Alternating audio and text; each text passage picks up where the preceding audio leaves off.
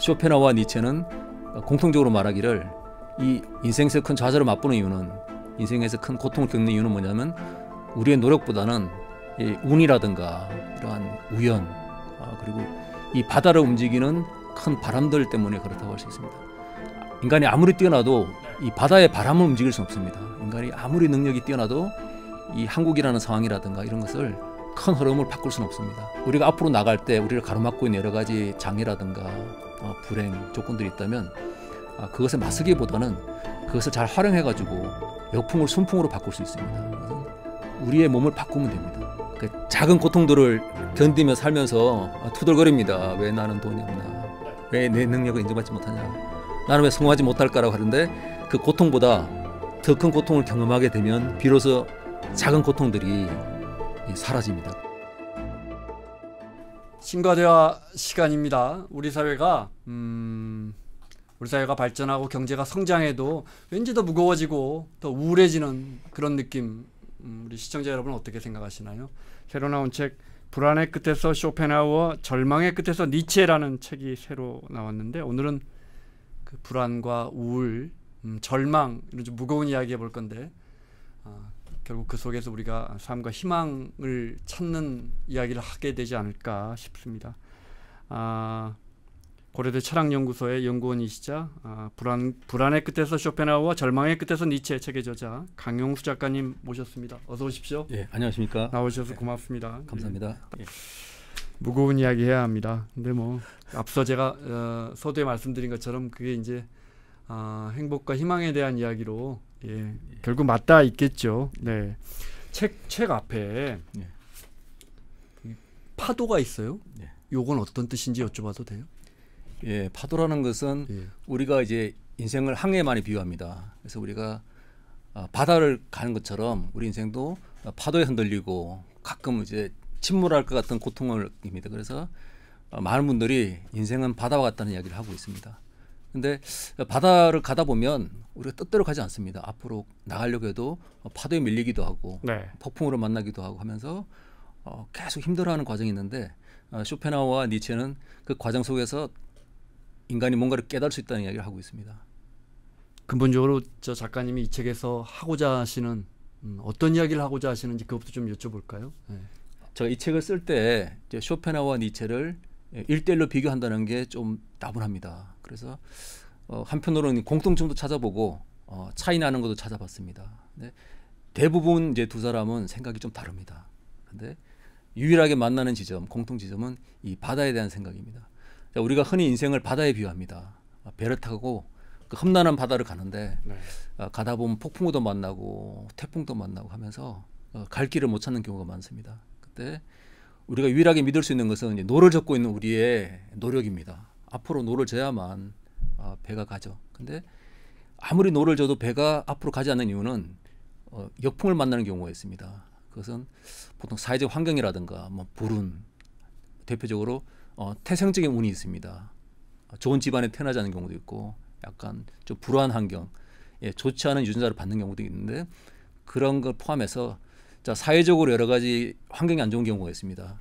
그러니까 그런 경우는 아무리 힘이 좋은 사람이라도 배를 져도 인생이 앞으로 나가지는 않습니다. 많은 사람들이 절망하고 그런 노력이 부족한 게 아니라 쇼펜하우어와 니체는 공통적으로 말하기를 이 바다라는 것은 바람이 있습니다. 그래서 우리가 마주보는 바람이 있고 뒤에서 우리를 밀어주는 순풍이 있습니다. 그래서 우리가 인생에서 큰 좌절을 맛보는 이유는, 인생에서 큰 고통을 겪는 이유는 뭐냐면 우리의 노력보다는 이 운이라든가 이러한 우연, 그리고 이 바다를 움직이는 큰 바람들 때문에 그렇다고 할 수 있습니다. 인간이 아무리 뛰어나도 이 바다의 바람을 움직일 수는 없습니다. 인간이 아무리 능력이 뛰어나도 이 한국이라는 상황이라든가 이런 것을 큰 흐름을 바꿀 수는 없습니다. 다만 우리가 앞으로 나갈 때 우리를 가로막고 있는 여러 가지 장애라든가 불행, 조건들이 있다면 그것에 맞서기보다는 그것을 잘 활용해가지고 역풍을 순풍으로 바꿀 수 있습니다. 그것은 우리의 몸을 바꾸면 됩니다. 우리가 방향을 맞서서 가는 게 아니라 그 역풍을 순풍으로 바꾸기 위해서는 제가 방향을 바꾸면 됩니다. 나의 본성에 맞서지 말라는 이야기도 합니다. 결국은 우리가 이 잘못 가는 이유는 뭐냐면 바람에 맞서는 이유도 있습니다만은 내 본성에 맞지 않기 때문에 네. 실패를 맛보는 일이 있습니다. 예상은 했지만 어렵습니다. 어렵습니다. 저 같은 경제부 기자에게는 이 책이 그 전에 쓰신 40살에 읽는 쇼펜하우어 그 아주 쉽게 쓰신 걸로 유명한데 이 책도 굉장히 쉽게 저술된 걸로 알고 있거든요. 저는 아직 읽지를 못했는데 네. 쇼펜하우어나 니체라는 뭐 사실 우리가 이름은 수도 없이 들어봤지만 현대인들이 잘 모른단 말이에요. 두 철학자를 좀 간단하게 소개를 좀 해주신다면요. 쇼펜하우어는 어떤 사람입니까? 예, 쇼펜하우어는 염세주의자로 잘 알려져 있습니다. 네. 예, 그렇지만 실제로는 쇼펜하우어는 반대로 네. 말로는 이제 염세주의자지만 실제로 건강하게 오래 살았던 사람입니다. 사랑도 했었고 네. 명예와 돈을 가졌던 그러한 사람입니다. 그래서 그 실제와 그 사람의 이야기가 다른 어떤 모습을 갖고 있고 니체는 역설적으로 삶을 긍정했습니다마는 단명했던 학자이기도 합니다. 근데 두 사람의 공통점은 겉으로는 뭐 염세주의자다, 허무주의자다 해서 뭔가 삶을 부정한 듯합니다마는 실제로는 삶을 긍정했던 그러한 어떤 철학자라고 할 수 있습니다. 쇼펜하우어 인생의 어떤 뭐 고해의 바다라고 이렇게 인식하지 않았습니까? 예, 정확한 표현 어떻게 되죠? 그 쇼펜하우어는 네. 그 인생을 그러한 고통으로 보고 있습니다마는 네. 결국은 오래 살으라는 말을 많이 합니다. 그래서 그 쇼펜하우어를 단편적으로 보게 되면 뭔가 자살을 이야기하고 인생의 허물을 이야기하고 네. 삶에 대해 후회를 말하는 것 같습니다만은 그분이 실제로 70살 넘게 살았고 많은 책에서도 기본적으로 한 70년은 살아야 된다는 이야기를 하고 있습니다. 네. 그래서 70년 동안 삶을 잘 견디고 고통을 이겨내면서 뭔가 자신에 대한 통찰을 가져야 된다고 합니다. 그래서 충분히 나이가 들어야 되고 충분히 늙을 것을 얘기하고 있습니다. 이분은 70년 인생 동안 어떻게 작가님이 보시기에 행복하게 살았어요? 예, 말년에 모든 걸 다 가졌습니다. 예를 들자면 돈도 가졌고 명예도 가졌고 예전에 헤어졌던 애인도 되돌아왔습니다. 네. 예, 책에는 이제 염세주의입니다. 여성도 멀리해라, 결혼하지 마라, 돈도 헛되다, 명예도 갖지 마라 하지만 그의 생각과는 다르게 그의 미래는 그 모든 것을 가졌던 그러한 말년이었다 할 수 있습니다. 결혼은 평생 안 했다면서요? 안 했기보다는 못했다고 할 수 있습니다. 좋아하는 여자들이 많았습니다. 네. 그래서 젊었을 때 한 여성이 이제 쇼펜하우어를 떠났습니다. 성격이 개팍하다고. 그렇지만 말년에 되돌아왔습니다. 70세 넘으니까 그 유명해진 쇼펜하우어를 보러 젊었을 때 떠났던 그 애인이 왔습니다. 그때 쇼펜하우어가 자신의 연금의 일부를 주었다고 합니다. 쇼펜하우어가 말하는 이 불안의 끝에서 우리가 행복해지는 방법은 어떤 게 있습니까? 예, 쇼펜하우어는 인생을 꿈에 비유하고 있습니다. 우리가 그 꿈에 무서운 괴물이라든가 어떤 무시무시한 동물, 네. 귀신을 보는 경우가 있습니다. 그때 우리가 어릴 때 그런 꿈을 많이 꿉니다. 불안하죠. 네, 네. 불안할 때 그 불안에서 깨어나는 방법은 좋은 꿈에서는 깨어나지 않습니다. 그렇죠. 그 꿈에서 정말 그 무시무시한 괴물이 나오고 더 무서운 괴물이 나오고 그 불안이 정점에 이를 때 깨어납니다. 그때 비로소 이게 꿈이었구나라고 하면서 주위를 둘러보면 귀신도 없고 괴물도 없고 아무도 없습니다. 비로소 깨닫습니다. 고통의 원인이 환상이었구나라는 것을 이제 쇼펜하우어가 이야기하고 있습니다. 마치 우리의 인생도 많이 힘들지 않습니까? 여러 가지로 힘들고 네. 많은 분들이 경제적인 어려움도 있고 뭐 고독하기도 하고 아무튼 그 각자 그 힘든 일들이 있는데 여기서 벗어나는 일은 이 고통을 덜어내는 게 아니라 쇼펜하우어에 따르면 더 큰 고통을 겪어보는 겁니다. 가령 뭐 감기에 걸렸거나 하게 되면 투덜거립니다. 몸이 아프다. 그런데 그런 분이 만약 암 진단을 받게 되면은 그 감기는 아무것도 아니게 되는 겁니다. 비로소 우리가 그 작은 고통들을 견디며 살면서 투덜거립니다. 왜 나는 돈이 없나? 네. 왜 내 능력을 인정받지 못하냐? 나는 왜 성공하지 못할까라고 하는데 그 고통보다 더 큰 고통을 경험하게 되면 비로소 작은 고통들이 사라집니다. 그러면서 비로소 뭔가 아는 걸 깨닫게 되는 거죠. 내가 악몽을 꾸면 비로소 깨어나는 거군요. 예, 그래서 꿈에서 악몽에 벗어나는 방법은 진짜 악몽을 꾸는 것이고요. 현실에서 우리가 아무리 힘든 일이 있더라도 이 고통에 벗어나는 일은 정말 큰 고통을 겪어보는 겁니다. 그러면 여기서 이제 깨어나면서 네. 기존에 우리가 느꼈던 이제 고통들이 사라지게 됩니다. 잊혀지고 오직 아까 말씀드린 위암 진단을 받게 되면 뭐 사소한 일도 있지 않습니까? 네. 뭐 돈 빌린 거 이런 거 다 거기에 몰입하면서 회사에서 뭐 사장님한테 혼나고 뭐 이런 것들. 예, 사장님 혼나는 고통도 있습니다만 위암 딱 받으면요, 사장님 고통 아무것도 아니고 그냥 거기서 그러니까요. 깨어납니다. 야, 이게 인생이구나. 그래서 그 고통에서 깨어나게 됩니다. 아, 진짜 고통이 이게 아니었구나. 그 말의 이면에는 우리가 지금 일상에서 느끼는 그런 불안과 고통들, 화나고 뭐 불만인 것들 다 사실은 별거 아니다 이런 뜻이에요. 진정한 고통 앞에서는 당신이 지금 오늘 하루 느끼는 이런 것들은 아무것도 아니다. 어떻게 해석을 해야 합니까? 우리 인생을 살아갈 때 많은 고통들이 대기하고 있습니다. 우리 문 밖에 하나의 네. 고통이 나가면 하나의 고통이 들어온다고 쇼펜하우어 이야기하고 있습니다. 네. 어떤 사람은 성격이 느긋한 사람은 한 12개 고통을 인지하고 네. 성격이 좀 예민한 사람은 한 10개 고통만 인지합니다. 그래서 하나의 고통이 나가면 다른 고통이 계속 들어온다고 합니다. 그래서 고통이란 것도 우리가 인지 능력에 따라서 정해져 있는 것이고, 그리고 우리가 그러니까 고통이 상대적이라는 것을 쇼펜하우어가 이야기하고 있습니다. 누구에게는 그 자살을 가져올 정도로 큰 네, 고통입니다만은 네. 어떤 사람에게는 그게 자살이 아닐 수도 있고, 그리고 우리가 그 사장님한테 혼나거나 이런 경우, 원했던 일이 안 되는 경우는 어떤 분에게는 진짜 힘든 일입니다만 어떤 사람에게는 아무것도 아닌 것처럼 될 수도 있습니다. 그래서 우리가 진짜 큰 고통을 통해서 느끼는 건 뭐냐면 옛날에 느꼈던 고통이 아무것도 아니다라는 것뿐만 아니라 고통이 상대적이고 사람마다 다를 수 있고 상황에 따라 다를 수 있다는 것을 이제 알게 되는 겁니다. 그럼 쇼펜하우어가 말하는, 그러니까 고통은 피할 수 없고, 예. 어떤 사람마다 다르게 느껴지고, 예. 어떤 사람은 크게 느끼고, 예. 어떤 사람은 작게 느껴지고, 우리가 그 고통으로부터 벗어나서 행복해지려면 쇼펜하우어는 해법은 제시하지 않나요? 일단 그 고통은 항상 있다는 것이고, 네. 고통의 원인들이 우리 그 성격이라든가 마음 속에서 만들어지는 것을 알아야 된다고 보고 있습니다. 그리고 그 인생의 고통이라는 걸 깨닫는 자체가 이미 고통을 이제 줄일 수 있는 방법이기도 합니다. 그래서 앞으로 어떤 행복을 추구하기보다는 네. 고통을 줄이는 쪽으로 받아들여라. 받아들이고 네. 살아가야 된다. 그래서 우리가 인생의 목적을 행복이 아니라 고통을 줄이는 쪽으로 해야 된다는 것이 바로 그 쇼펜하우어 이야기이기도 합니다. 쇼펜하우어의 이야기 중에 이제 우리가 행복은 잘 인식하지 못하고 고통은 잘 인식한다. 이건 무슨 뜻입니까? 가령 우리가 건강할 때는 네. 건강을 못 느낍니다. 그렇지만 어딘가 몸이 아프게 되면 비로소 알게 됩니다. 네. 그런 것처럼 우리는 현재 갖고 있는 뭐 어떤 경제적인 여유라든가 가족의 사랑, 친구들의 어떤 우정을 잘 느끼지는 못합니다. 그런데 그것이 고통이 되는 경우는 우리가 느끼게 됩니다. 가령 누군가가 이제 죽는다든가 사라진다든가 아니면 그런 사람이 나에게 상처를 주는 말을 하게 되면 우리가 그런 걸 마음속에 담아둡니다. 네. 그래서 아무리 100번을 잘해도 한 번 말 잘못하게 되면 인간의 마음이 상하는 것처럼 우리는 잘 돼가는 거, 근심 없는 것들은 아무런 느낌이 없습니다만은 우리에게 고통이 주는 것은 이제 우리가 마음에 새겨두는 일이 많습니다.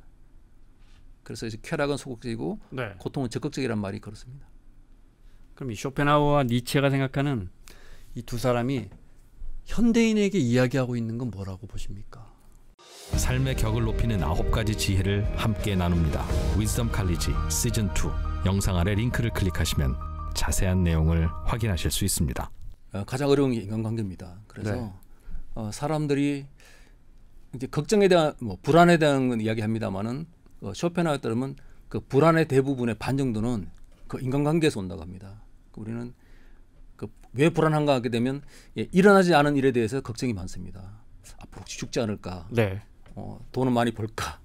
많이 번 사람도 잃지 않을까? 또 명예도 마찬가지입니다. 그러니까 취업이 안 된 사람들은 취업하려고 노력합니다만은 막상 취업한 사람들은 또 명예 퇴직해야 되기 때문에 네. 그 퇴직 걱정을 합니다만은 어떤 그러한 그 인간관계가 가장 크다고 보고 있는데요.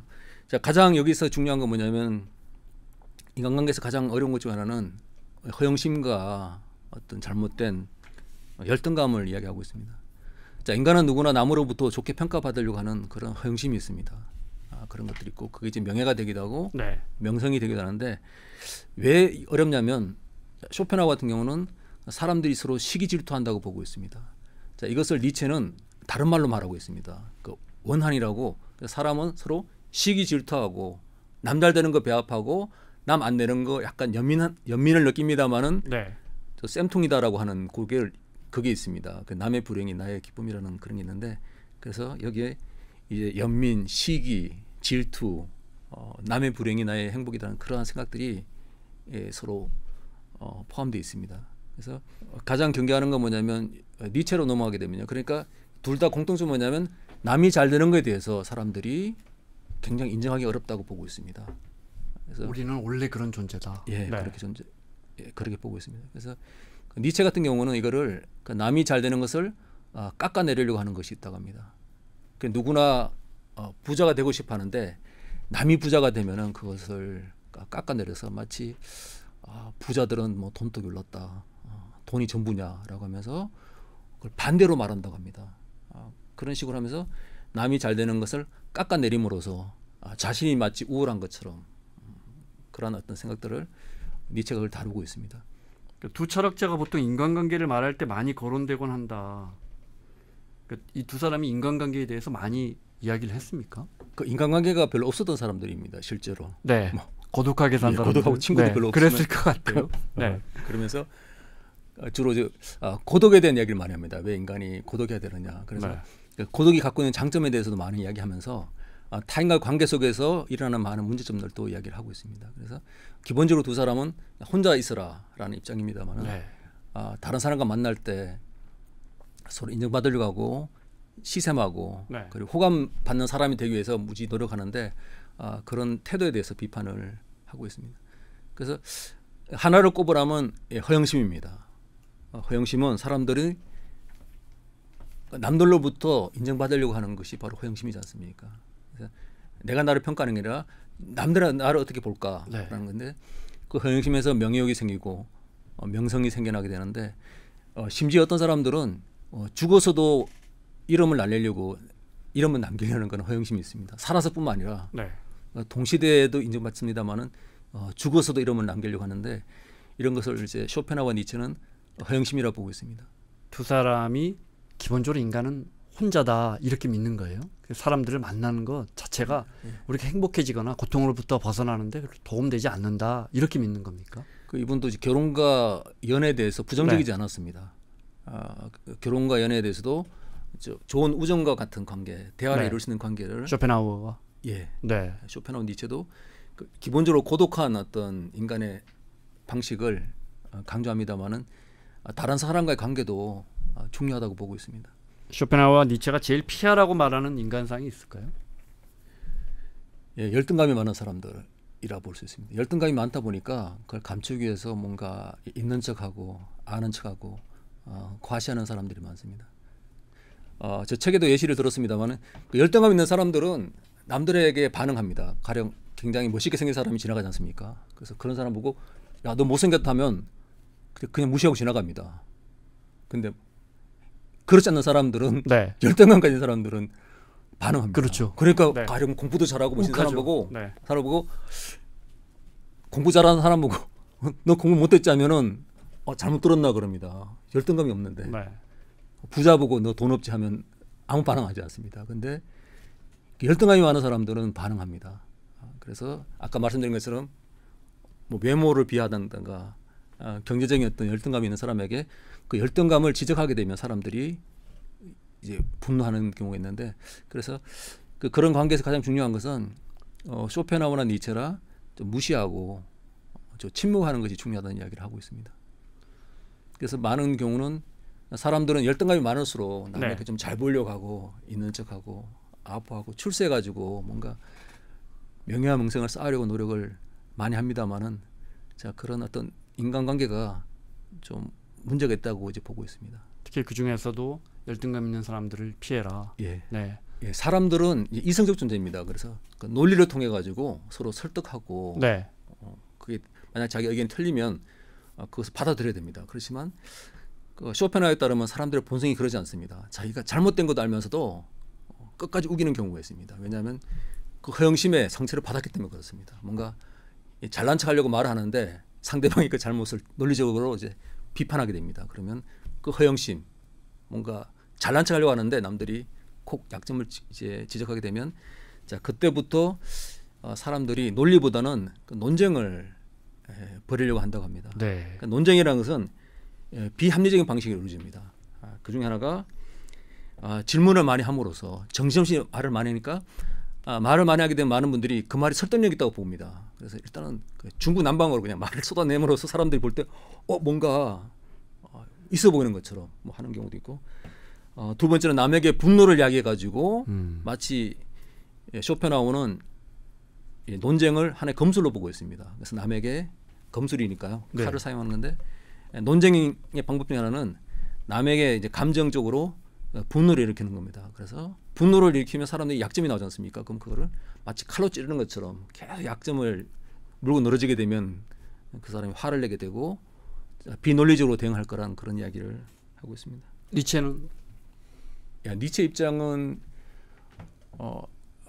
쇼펜하우어는 사람들이 그렇게 비합리적으로 자기를 고집하는 것들을 어떻게 공략할 수 있는가를 아까 말씀드렸습니다. 그래서 많은 사람들은 허영심이 이제 상처받는 걸 싫어하기 때문에 비논리적 방법으로 뭐 아까 말씀드린 화를 낸다고 하면서 하는데 네. 그 니체 같은 경우는 모든 것은 거짓이다. 모든 것은 허용된다는 말을 하고 있습니다. 그래서 진리가 하나가 아니라 다양하기 때문에 네. 자 사람마다 하나를 고집할 건 아니라고 보고 있습니다. 그러니까 각자 사람들이 관점에 따라서 다르게 볼 수 있다는 이야기를 니체가 이야기하고 있습니다. 궁극적으로 어떤 대화법이 제일 좋은 거예요? 그러면은 그래서 쇼펜하우어는 이러한 아까 말씀드린 것처럼 사람들이 이제 분명히 논리적으로 설득됐음에도 불구하고 네. 그러니까 그런 공격을 받아들이지 합니다. 못하고 받아들이지 못하고 그 역공에 대비하라는 이야기입니다. 쇼펜하우어는 이런 방법을 쓰라는 게 아니라 많은 사람들이 자 상처를 받게 되면 말을 많이 한다든가 화를 돋굽니다. 거꾸로 그런 경우 있고 네. 그 목소리를 크게 한다든가 아니면 아는 척하는 말들이 많습니다. 전문 용어라든가 외국어를 써므로써 상대방이 나를 공격하는 경우가 있습니다. 아는 척. 그래서 그렇게 되면 이제 서로 허영심의 싸움입니다. 마치 제가 그러니까 상대방을 설득시키기 위해서 전문가의 의견이나 뭐 외래를 쓰지 않습니까? 네. 불어라든가 독일어를 쓰게 되면 많은 분들이 알아듣지도 못하면서 마치 있는 것처럼 나도 저거 알아라는 식으로 하는데 그런 대화법이 쇼펜하우어는 잘못되었다고 보고 있습니다. 그렇지만 남들이 그렇게 공략을 하게 되면 거기에 대응하기 위해서 아까 그러한 어떤 논쟁수도 알아야 된다는 얘기하고 있습니다. 니체 같은 경우는 아까 말씀드린 것처럼 진리를 하나로 고집할 게 아니라 사람마다 다 다르기 때문에 네. 뭐 그런 다양성이라든가 이런 것을 인정한다고 봅니다. 그럼에도 불구하고 이 두 철학자는 어쨌든 인간은 혼자 있고 고독하게 있는 게 좋다. 예. 인간은 기본적으로 혼자 산다. 예. 이런 관점인 거예요? 예, 둘 다 결혼하지 않았습니다. 그 뭐 네. 결혼하게 근데 되면 뭐 저 쇼펜하우어는 뭐 4명인가 여성을 사랑했다고. 사귀었는데 네. 결혼을 못했습니다. 젊었을 때 떠났습니다. 개파가 되고. 예.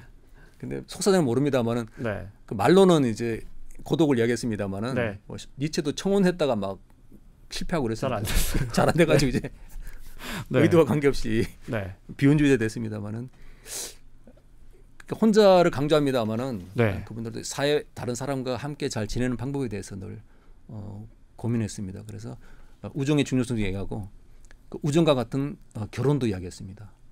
그런데 결혼할 때 너무 많은 걸 요구하지 말고 항상 적당하게 대화를 할 수 있는 그런 네.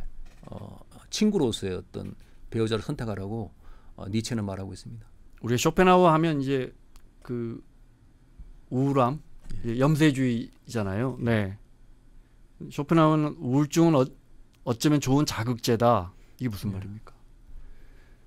예, 쇼펜하우어가 볼 때는 인간의 기분이라는 것이 네. 이제 계속 이제 변동성이 있습니다. 오락내락하고 있는데 그 우울함이라는 것은 이제 우리가 살아갈 때 자극제가 되는 경우가 많다고 합니다. 가령 그런 어떤 우울한 상태에서 오히려 또 열심히 살아야 되겠다는 생각을 하게 되고 그리고 더 큰 우울 밑에 더 큰 고통을 겪게 되면 네. 거기서 일어서야 되겠다는 생각을 하게 됩니다. 그래서 우리는 이제 고통이 없는 세상을 원합니다. 고통이 없기를 원하는데 네. 쇼펜하우어 볼 때는 우울뿐만 아니라 항상 우리 삶에는 그런 고통들이 있습니다. 근심도 있고 불안도 있고 네. 불만인데 그런 것들이 전체적으로 인간에게 자극을 준다고 보고 있습니다.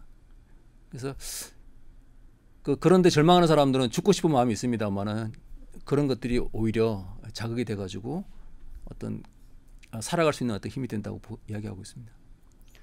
앞서 잠깐 이야기하셨지만 토론술은 정신의 검술이다. 예. 어떻게 하면 토론을 잘하는 겁니까? 어떻게 하면 남을 잘 설득할 수 있다고 이야기하는 겁니까?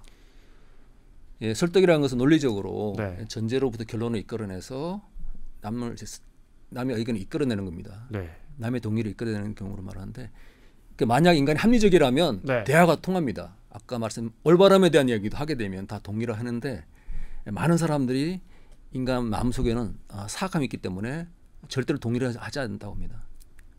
그래서 만약 사람들이 논리적으로 납득이 되면 되는데 네. 왜 이것이 말싸움이 되냐면 거기에 대해서 전혀 인정을 하지 못하는 그런 어떤 인간의 사악한 본성이 있다고 합니다. 그런 경우에 할 수 없이 그 논리적인 어떤 토론보다는 아까 야비한 수법이 있습니다. 큰 소리로 말한다든가 화를 낸다든가 말을 빨리 한다든가 아니면 네. 뭐 권위를 이용한다든가 그리고 아니면 어려운 말을 사용해서 상대방의 헌신을 자극하는 겁니다. 내가 외국어를 쓰게 되면 상대방도 마치 나도 그 정도는 알아라는 식으로 해서 그런 야비한 방법을 통해서 남을 이제 이기려고 하는데 네. 예, 그것이 잘못되었다 보고 있습니다. 검술. 그러니까 누군가를 결국 토론하면서 예. 인간은 찌른다. 예. 이 그래서- 말씀이시군요. 예, 토론은 합리적인 어떤 소통 방식이고 네. 여기서 말하는 논쟁은 비합리적인 방식입니다. 네. 그래서 보통 우리가 합리적으로 말하면 네. 그래서 수긍을 하고 당신 말이 맞습니다. 난 틀렸습니다 하면 이렇게 되는데 쇼펜하우어 볼 때는 사람들이 그렇지 않다고 봅니다. 야비하기 때문에 당신이 나의 마음을 건드려서 나의 자존심을 긁었다 생각하게 되면 이제 토론이 아니라 논쟁을 벌인다고 합니다. 그래서 아까 말씀 목소리 크게 하고 화를 돋구고 하면서 야비하게 검술로 상대방의 아픈 부분을 찌른다고 합니다. 타인의 허세나 야박함을 간파하는 법, 내 허세나 야비함을 스스로 체크할 수 있는 법이 있다고 말합니까? 허세 같은 경우는 네. 자신이 아무것도 없을 때 나오는 겁니다. 그러니까 돈이 없는 사람들이 있는 척하고 네. 모르는 사람들이 아는 척하는 것처럼 이 허세라든가 야비함이 나오는 이유는 뭐냐면 내 안에 뭔가 부족할 때 그것이 더 나온다고 합니다. 그러니까 내 안이 충만하거나 내가 갖고 있는 것이 많을 때는 허세가 나오지 않습니다. 허영심이 나오지 않습니다. 예, 진짜 부자는 감추려고 하지 드러내지 않습니다. 그런 것처럼 내가 뭔가 부족할 때 네. 뭔가 남들이 갖고 있는 걸 갖지 못할 때 이 허영심과 허세가 나옵니다. 뭔가 자랑하고 싶고 하면서 자신이 갖지 못한 것을 감추려고 합니다. 결혼에 대한 두 사람의 생각은 어떻게 다르고 어떤 부분은 같습니까? 두 분이 결혼 안 했, 네, 네. 두 분이 결혼 못했기 때문에 실제로 잘 모르는 것 같습니다. 결혼의 실제를 잘 모르지만 이론적으로는 둘 다 결혼을 하지 말 것을 이야기를 하고 있습니다만은 제가 아는 바로는 결혼을 하려고 청혼됐던 사람들입니다. 그래서 그분들에게는 결혼을 꼭 해야 할까라는 질문은 없었던 것 같습니다. 그런데 제가 볼 때 이런 질문을 하게 되면 결혼하기 힘듭니다. 그래서 니체는 인간의 사랑에는 광기가 있다고 봅니다. 인간의 사랑하는 마음에는 광기와 이성이 있다는데 인간을 미치게 하는 어떤 그런 것이 사실 결혼을 가능하게 하는데 결혼을 해야 돼 말아야 돼 이런 질문을 하는 순간 그 이성적으로 따지게 되는 순간은 이미 결혼하기가 어렵지 않을까 이런 생각이 듭니다. 누군가에게 속 빠졌을 때, 예. 사랑에 빠졌을 때 그냥 비이성적으로 그냥 해버려야지. 이거 이성적으로 따지면 이건 결혼은 이야기 안 된다 이런 거예요. 예, 그렇습니다. 그러니까 쇼펜하우어는 굳이 말하자면 이제 환상이라는데 그런 어떤 그러니까 사랑은 환상이다. 예, 젊은 남녀가 느끼는 것처럼 아무것도 없지만 그 사람 행복해 줄 수 있을 것 같은 그런 그 생각들이지 않습니까? 젊은 사람들 사이에는 그런 게 있습니다. 자기는 아무것도 가진 게 없는데 저 사람을 만나면 행복해질 것 같다. 아니면 내가 행복하게 해줄 수 있을 것 같다라는 그런 망상이 쇼펜하우어에게는 비록 잘못된 것입니다만은 그 덕분에 사람들이 이제 결혼도 하고 사랑도 하고 사랑에 실패하는 경우 목숨을 끊는 일도 있다고 합니다. 근데 오히려 그런 것들이 인간을 결혼으로 이끌기도 합니다만은 너무나 이제 좀 따지게 되면은 결혼이 좀 어렵지 않을까 생각됩니다. 이 사람들은 기본적으로 고독을 즐깁니다만은 다른 좋은 친구가 필요하다. 그리고 니체 네. 같은 경우는 결혼하려면 배우자를 친구와 같이 긴 대화를 할 수 있는 사람이 된다는 이야기하고 있습니다. 그리고 우정을 통해서 결혼도 해야 된다는 이야기를 니체가 이야기하고 있습니다. 자, 쇼펜하우어 같은 경우는 진짜 친구는 무엇이냐, 누구냐면 힘든 일이 있을 때 자기가 힘든 일을 말하지 않습니까? 그러면 가짜 친구들은 입가에 이렇게 미소가 띈다고 합니다. 나 진짜 인생 망해서 하게 되면 진짜 친구가 아닌 경우는 약간 입가에 웃음이 띄면서 이제 그랬는데 그 진짜 친구는 쇼펜하우어에 따르면 진짜 친구는 내가 힘든 일일 때 함께 울어줄 수 있는 사람이 친구라고 이야기합니다. 그렇지만 니체는 반대로 내가 성공했을 때 축하 메시지를 보내줄 수 있는 사람이 진짜 친구라고 이야기하고 있습니다. 어떻게 다른 거죠? 예, 친구는 우리가 고독할 때 네. 함께 할 수 있는 사람들입니다. 그런데 그 연민이라는 것은 함께 울어줄 수 있는 사람들은 동물들도 연민의 감정을 느낀다고 합니다. 네. 그렇지만 니체가 볼 때는 그래서 쇼펜하우어는 같이 함께 울어줄 수 있는 사람이 이제 진짜 친구다. 나 앞에 엉엉 울어주는 사람이 진짜 친구라고 이야기했습니다만은 니체는 그렇지 않다 봅니다. 함께 울어주는 것은 동물들도 한다. 낮은 단계의 동물도 하고 동물과 인간들도 그런 거 느끼거든요. 네. 그런데 니체가 볼 때는 함께 울어주는 게 좋은 친구가 아니라 진짜 친구는 내가 잘 됐을 때 성공을 축하해 줄 수 있는 그런 사람이라고 합니다. 그래서 그 동고를 쇼펜하우어가 이야기했습니다만은 동락을 네. 니체가 이야기했습니다. 아, 그 함께 울어줄 수 있는 사람이 이제 진짜다라는 사람이 있고 니체는 그건 낮은 단계다. 만약 잘 되실 때 그런 축하 문자 많이 받으셨습니까? 어떻습니까? 그렇죠. 네. 예, 그런 사람들이 꼭 기준에 따라 다른데 공통점 뭐냐면 네. 두 사람 다 기준은 다릅니다만은 그 친구가 필요하다는 이야기를 하고 있습니다. 네. 그렇지만 네. 내가 힘들 때 내 곁에 있어주는 사람이 진짜 친구야라는 건 이제 쇼펜하우어식 해석이고. 예. 네. 내가 힘들 때 기쁘고 즐거울 때 함께 해야 하는 그것이 친구다. 예, 그게 니체 입장입니다. 그것이 니체 입장이고. 예. 네. 근데 두 사람 공통적으로 건강에 대해서는 매우 강조를 해요. 행복하려면 건강해야 한다. 어떻게 보면 당연한 이야기지만. 예, 쇼펜하우어는 기본적으로 인간은 70년을 살아야 된다고 이야기하고 있습니다. 아니 누구나 오래 살고는 싶죠. 근데 70년이 네. 근데 두 사람의 공통점이 70년입니다. 저도 찾아보니까 네. 아주 특이하게도 그러네요. 뭐 저희 책에 나옵니다만은 네.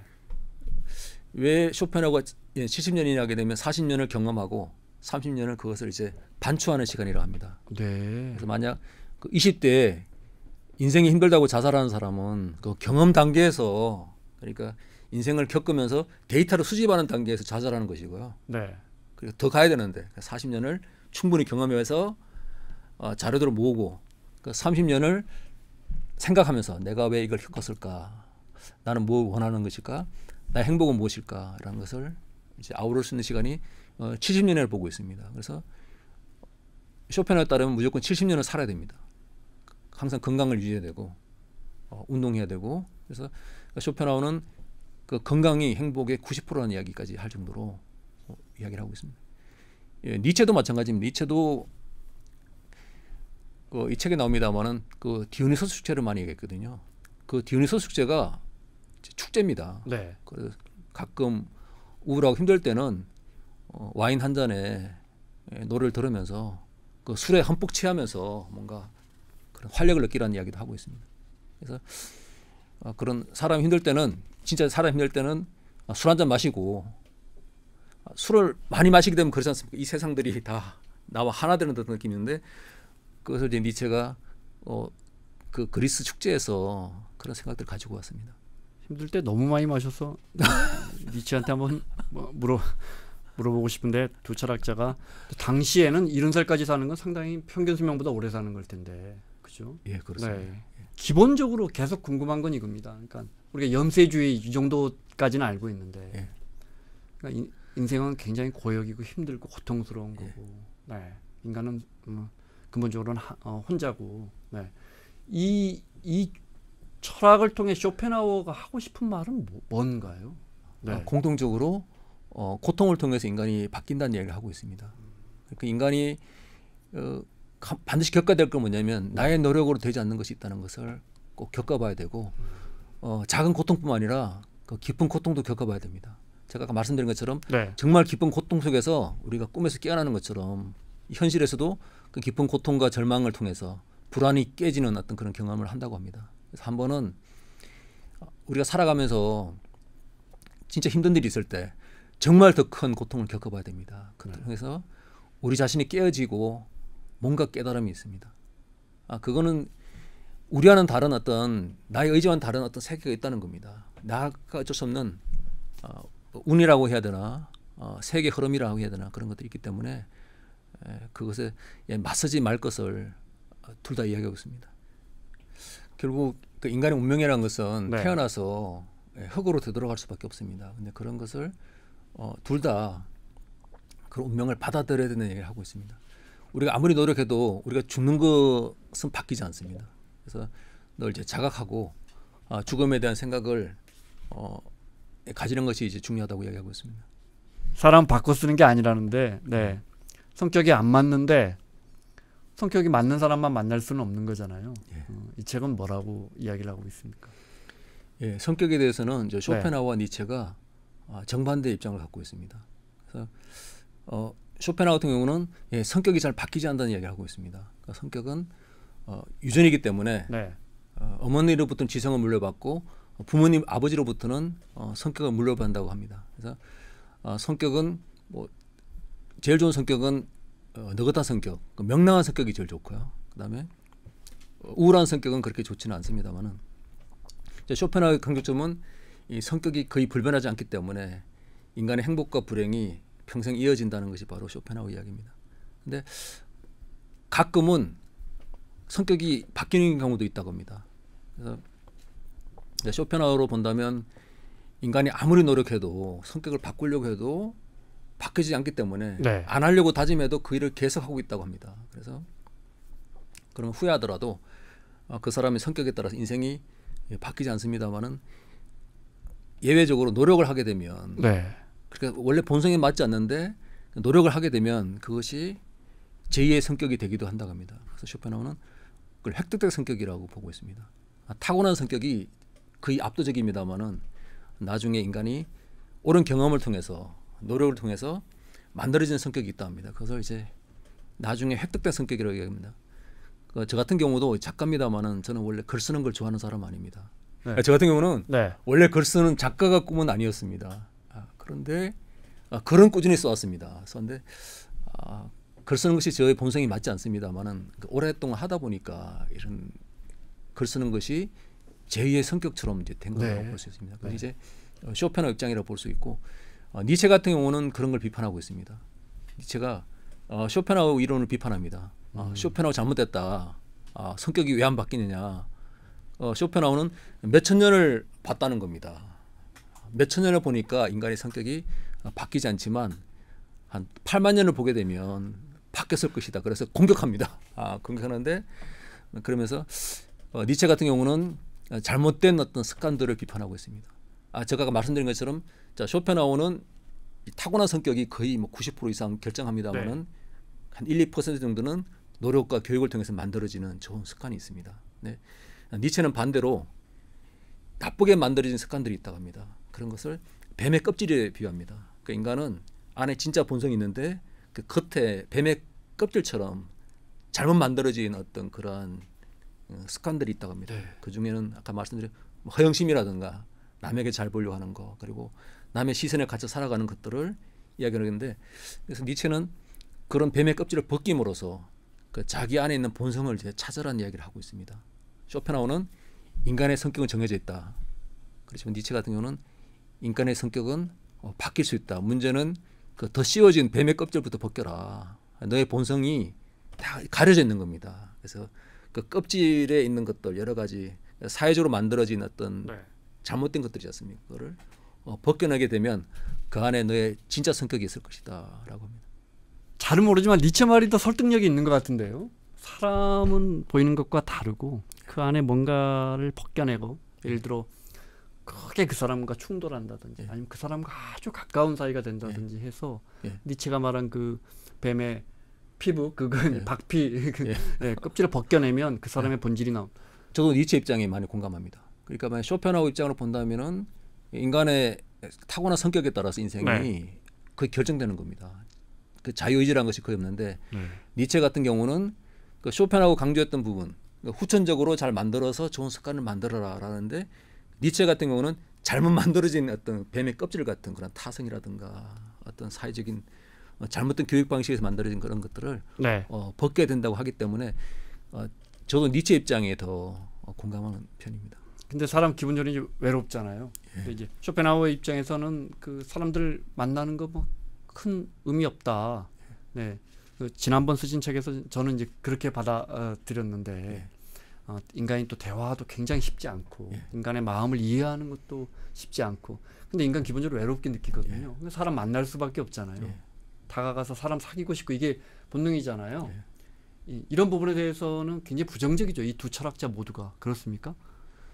쇼펜하우어 같은 경우는 부정적이지 않았습니다. 혼자 있으면 얼어 죽기 때문에 그 고슴도치 비유가 있지 않습니까? 혼자 있으면 얼어 죽고 같이 가면 가까이 가면 친할수록 가시를 찌르기 때문에 적당한 거리를 두라고 얘기합니다. 그래서 가끔 만나서 술 한잔 하고 헤어지고 전화번호 지우고 이러면서 만남이 무의미하지는 않다. 아닙니다. 거기서 적당한 거리 두는 게 중요하다고 이야기합니다.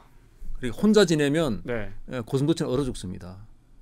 근데 가까이 가면 찌르기 때문에 그렇게 얼어 죽지도 않고 가시로 찌르지도 않는 적당한 어떤 관계이기 때문에 그게 이제 쇼펜하우어가 이야기했던. 니체는 관계나 만남을 어떻게 규정합니까? 그 좋은 어떤 친구 관계를 이야기를 하고 있습니다. 거기 핵심 중에 하나가 역시 거리에 대한 이야기를 하고 있습니다. 이 책에는 뺐습니다만은 니체 같은 경우는 거리의 파토스라고 얘기합니다. 적당한 거리를 두는 거 이런 것이 타인과 너무 가까이 가게 되면 그거 연민적인 관계입니다. 연민은 뭐냐면 남이 안 됐을 때 어떡해라고 하는 건데 자 그런 것은 가장 낮은 단계 동물들도 느끼는 감정이고 오히려 그런 연민적인 관계보다는 남이 잘 됐을 때 그 이제 남의 성공을 축하해 줄 수 있는 그러한 친구 그런 친구가 반드시 필요합니다. 혼자 지내는 것보다는 서로 이제 같이 공존할 수 있는 친구들이 필요하고 가장 중요한 친구는 서로 같은 길을 갈 때 내가 잘 될 때 나를 시기하지 않고 축하한다. 내 행복이 나의 행복이야라고 하는 그런 사람들이 정말 중요한 사람인데 니체는 그런 친구를 갖지는 못했습니다만은 그 사람이 생각했던 친구는 내가 잘 될 때 나를 축하해주고 가장 즐거운 날에 가서 마지막 니체가 쓴 말 중에 내가 죽을 때는 많은 친구들에 둘러싸여 죽고 싶다는 이야기했습니다. 그렇게는 안 됐습니다만은 니체가 젊을 때 쓰는 거는 내가 죽을 때 많은 친구들에 둘러싸여서 죽고 싶다. 근데 잘 아시다시피 마지막에 광기가 와가지고 말에 목 잡다가 쓰러져 죽었지 않습니까? 근데 그때 몇 명의 친구가 달려오긴 했습니다. 그래서 이제 니체는 늘 외로웠습니다만은 나의 죽는 마지막 순간에는 그 친구들과 함께 이야기 나누고 같이 그 과거를 되돌아볼 수 있는 그러한 어떤 그런 분위기를 원했습니다. 그럼 끝으로 불안의 끝에서 쇼펜하우어, 절망의 끝에서 니체예요. 쇼펜하우어가 만약에 살아 있었다면 지금 불안해하는 한국의 대중들에게 뭐라고 조언을 좀 해줬을까요? 인생을 바다에 비유한다면 배는 끊임없이 흔들립니다. 그게 인생의 모습이라고 볼 수 있습니다. 니체는 자라투스트라는 이렇게 말했다 해서 이야기합니다. 외줄 타는 광대 비유하고 있습니다. 인간의 삶은 마치 외줄을 타면서 흔들리는 것처럼 어떤 떨어질까봐 걱정하고 있는데 그것이 인생의 모습이라고 볼 수 있습니다. 그래서 마치 우리 항해할 때 파도가 치지 않으면 따분한 것처럼 인생에도 고통이 없으면 지루합니다. 그래서 우리가 자신의 배를 이제 바다로 이끌고 노를 져서 갈 때 파도가 치지 않으면 따분한 것처럼 불안이라는 것도 우리 살아가는데 반드시 필요하다고 할 수 있습니다. 그래서 불안을 펴려고 하지 말고 불안을 기회로 삼아가지고 앞으로 잘 나아갔으면 좋겠습니다. 알겠습니다. 자 오늘 신과대와 우리 사회가 정말 갈수록 무거워지고 그죠? 우울해지는 경향이 있는데 당대에 정말 이 분야에 대해서 가장 이야기 많이 했던 쇼펜하우어와 니체 통해서 우리 사회를 좀 진단해보고 우리가 또 어떤 삶을 살아야 할지, 또 대인관계 또 어떻게 대화하고 어떻게 사람을 사귀어야 할지도 이야기 나눠봤습니다. 고려대 철학연구소의 강용수 작가님 함께했습니다. 고맙습니다. 예, 감사합니다.